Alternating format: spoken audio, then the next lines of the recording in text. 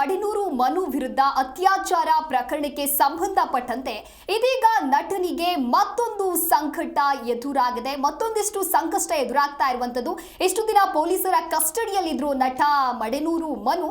ಇದೀಗ ಮತ್ತೆ 14 ದಿನಗಳ ಕಾಲ ನ್ಯಾಯಾಂಗ ಬಂಧನವನ್ನ ವಿಧಿಸಲಾಗಿದೆ. ಅದರ ಜೊತೆಯಲ್ಲಿ ಪ್ರಮುಖವಾಗಿ ನೋಡಬೇಕು ಅಂತ ಹೇಳಿದ್ರೆ ಮಡಿನೂರು ಮನುವನ್ನ ಚಿತ್ರರಂಗದಿಂದ ಬ್ಯಾನ್ ಮಾಡುವ ವಿಚಾರದ ಕುರಿತಂತೆಯೂ ಚರ್ಚೆ ಆಗ್ತಾ ಇದೆ ಅನ್ನುವಂಥದ್ದು ಗೊತ್ತಾಗ್ತಾ ಇದೆ. ಈ ಕುರಿತಂತೆ ಒಂದು ರಿಪೋರ್ಟ್ ಇದೆ, ಬನ್ನಿ ನೋಡೋಣ.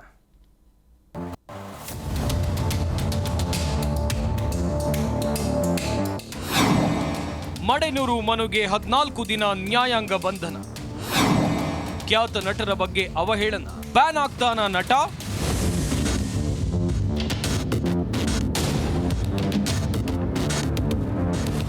ಮಡಿನೂರು ಮನು ವಿರುದ್ಧ ಅತ್ಯಾಚಾರ ಪ್ರಕರಣದ ತನಿಖೆ ಚುರುಕುಗೊಂಡಿದೆ.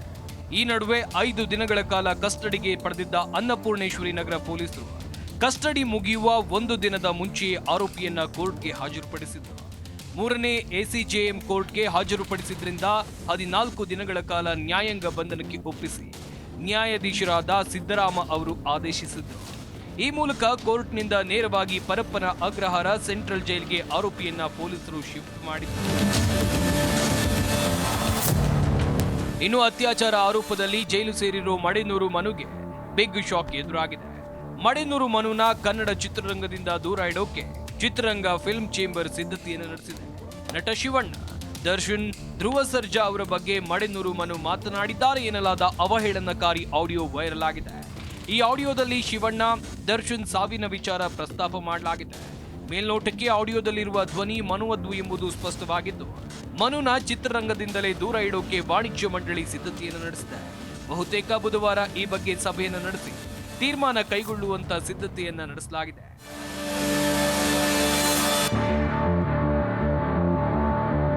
ಇದಲ್ಲದೆ ಅತ್ಯಾಚಾರ ಪ್ರಕರಣದ ಸಂಬಂಧ ಮಡಿನೂರು ಮನು ಬಳಿ ಅನ್ನಪೂರ್ಣೇಶ್ವರಿ ನಗರ ಪೊಲೀಸರು ಸಂಪೂರ್ಣ ಹೇಳಿಕೆಯನ್ನು ದಾಖಲಿಸಿದ್ದಾರೆ. ಅಲ್ಲದೆ ಶಿವಮೊಗ್ಗದ ಶಿಕಾರಿಪುರ ಬಳಿ ಇರುವ ಮಯೂರ ಲಾಡ್ಜ್, ಬೆಂಗಳೂರಿನ ನಾಗರಬಾವಿ ಸೆಕೆಂಡ್ ಸ್ಟೇಜ್ನಲ್ಲಿರುವ ಸಂತ್ರಸ್ತೆಯ ಮನೆಯಲ್ಲಿ ಮಹಜರು ಪ್ರಕ್ರಿಯೆ ನಡೆಸಲಾಗಿದೆ. ಸದ್ಯ ಸಂತ್ರಸ್ತೆ ಹಾಗೂ ಆರೋಪಿ ಬಳಿ ಹೇಳಿಕೆಯನ್ನು ದಾಖಲಿಸಿಕೊಂಡಿರುವ ಪೊಲೀಸರು FSL ರಿಪೋರ್ಟ್ಗೆ ಕಾದಿದ್ದಾರೆ. ಇಬ್ಬರ ಮೊಬೈಲ್ಗಳ ರಿಟ್ರೀವ್ ರಿಪೋರ್ಟ್ ಹಾಗೂ FSL ರಿಪೋರ್ಟ್ ಬಂದ ಬಳಿಕ ಅಸಲಿ ಸತ್ಯ ಗೊತ್ತಾಗಲಿದೆ.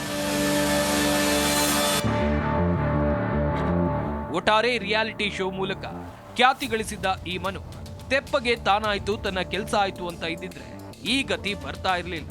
ಅದೇನೋ ಅಂತಾರಲ್ಲ, ಇರ್ಲಾರದೆ ಇರುವೆ ಬಿಟ್ಕೊಂಡ್ರು ಅಂತ. ಹಾಗಾಗಿದೆ ಈ ಮನುಸ್ಥಿತಿ. ಮುಂದೆ ಈ ಕೇಸ್ ಎಲ್ಲಿಗೆ ತಲುಪಲಿದೆ ಅನ್ನೋ ಕುತೂಹಲ ಮೂಡಿದೆ. Vishwanath N Harihar, Zee Kannada news, Bengaluru.